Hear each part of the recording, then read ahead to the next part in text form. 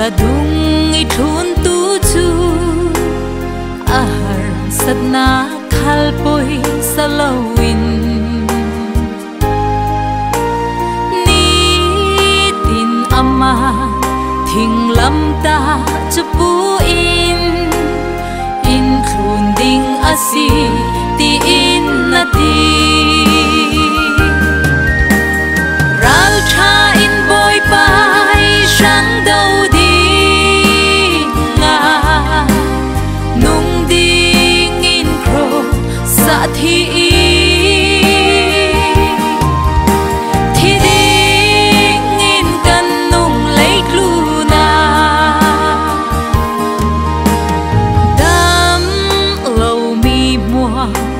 đam ter tu Giêsu chu thing lam ta pari an khen laya run suak tua pathia na câu chuang lâu tho sal nak thaso chu bei sain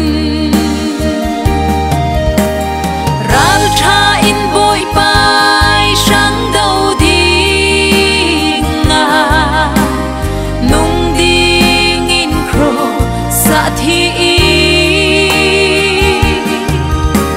thi ding in kanung lấy luna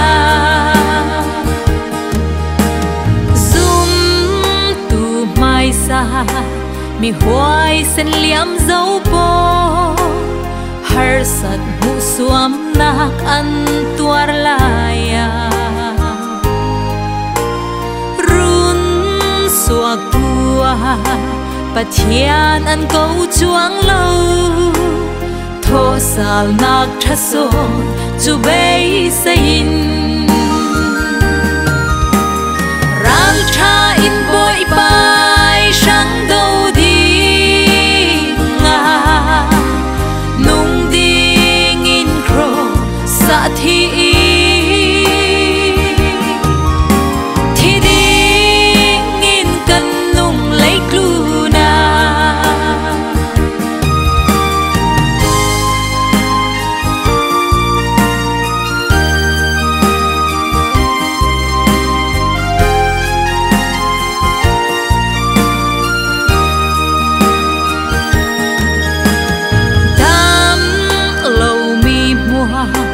đam ter tu Giêsu chu thing lam ta pari an khen laya cross pari rung tumo tin an a man se leit lun sang anun ala